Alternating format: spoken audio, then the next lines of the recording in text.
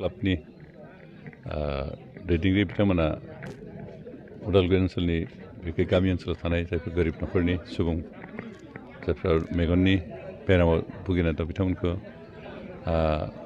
free बेबायदि मेगननि सिकित्सा होनो थाखाय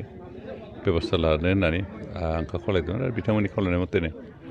दिनैहाय बे गराइमारि माबा थानाय सारियालियाव थानाय जोंनि अल बर' सनस इउनियन सोनाइगाव आनसलिक कमिटिनि अफिसावनो बेमारिफोरखौ लिंहरनानै सिकित्सा होनाय जादों आरो आं आसा खालामदों जों जेसेबां पेसेन्ट फैगोन ना आसा खालामदों बे गासैबो सफैजोबगोन बेयाव जिखिनि बे माबा मेगननि बेमारखौ चेकआप खालामनाय बे फ्रि जागोन बेनिफ्राय सोर जायनो ससमा नांगौ बे ससमाखौ फ्रि हरनाय जागोन बेनिफ्राय हयथ' सोरनिबा अपारेसन खालामनो गोनां बेमारिबो थानो हागौ बिथांमोनखौ गुवाहाटियाव लांनो अपारेसन खालामहैनाय जागोन आरो दिनै बेखौनो डक्टरफ्रा बुंदों जे 27 तारिखखालि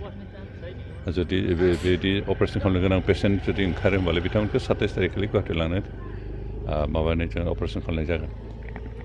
बे अपारेसनाबो जोंहा फ्रि जागोन फैसा होनांनाय नङा मात्र जिफोर बेमारि बिथांमोना नैबे गराइमारि सकआव जमा जाफैनांगोन बिथांमोनखौ गारिजों लाना थांनानै अपारेसन खालामगोन आरो दोनफैफिनगोन हयथ' सानसेसो थानो गोनां जानांगौ आरो बे गासैबो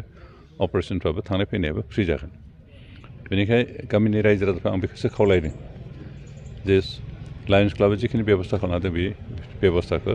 लानो थाखाय गासैबो लैहोर फैयोब्ला मोजां गामि ओनसोलाव गोबां गोरिब न'खरनि सुबुंफोर दं जायफ्रा मेगननि बेमार जानानै ट्रिटमेन्ट लानो हायाखै फैसानि आंखालाव दा बेबायदि गोरिब न'खरनि सुबुंफ्रा जुदि बेयाव फैयो जोबोद लाब जागोन आरो बेनिखायनो बिथांमोनबायदि गोरिब न'खरनि मानसिफोरा जाहाथे सुबिदा जाथों बेबायदि थांखि लानानैनो जों गराइमारियावहाय बे माबाखौ फ्रि आइ केम्पखौ फाथिनाय जादों गामि गामि खबर होनाय जादोंमोन गोबाङानो खबर मोनदों हयथ' गोबां फैनो गोसोबाबो माबा मोनसे बेक्तिगत कारनाव दिनै फैनो हायाखै जानांगौ खिन्थु जों उनावबो बेबायदि बेबस्था खालामबावगोन आरो दिनै बेबायदि फ्रि आइ केम्पनि बेबस्था खालामना होनायखाय जों उदालगुरि लायन्स क्लाबखौ धन्यबाद होदों लोगोसे गुवाहाटिनिफ्राय जायफोर डक्टर दिनै बिनामुलिया मेगन सिकित्सा खालामनो फैदों बिथांमोनखौ जों साबायखर होदों जोंनि बे ओनसोलाव आरो गोबां बेबायदि गुबुन गुबुन बेमार दं बे बेमारखौ जों ट्रिटमेन्टनि सुबिदा होनायनि खोथा सानदोंबाबो होख'नो हायाखै खिन्थु जों उनावहाय बेबायदि फ्रि ट्रिटमेन्ट होनायनि बेबायदि केम्प मेडिकेल केम्प पार्टिनि हायनाबो बेखौ सिन्था सरथा खालामबाय थादों जों उन समफ्राव बेबायदि आयजन खालामबावगोन मेगननि अनगायैबो गुबुन बेमारफोरखौबो जों बेबायदि हायो नामा बेखौ एसे सिन्था खालामनानै बेबायदि मेडिकेल केम्प पार्टिनि खोथा सिन्था खालामदों जों उनाव नाजागोन बेखौ दिनै जों रंजानाय मोनदों जोंहा पेसेन्ट गोबां फैदों आरो हयथ' दिनै दा गोबाङानो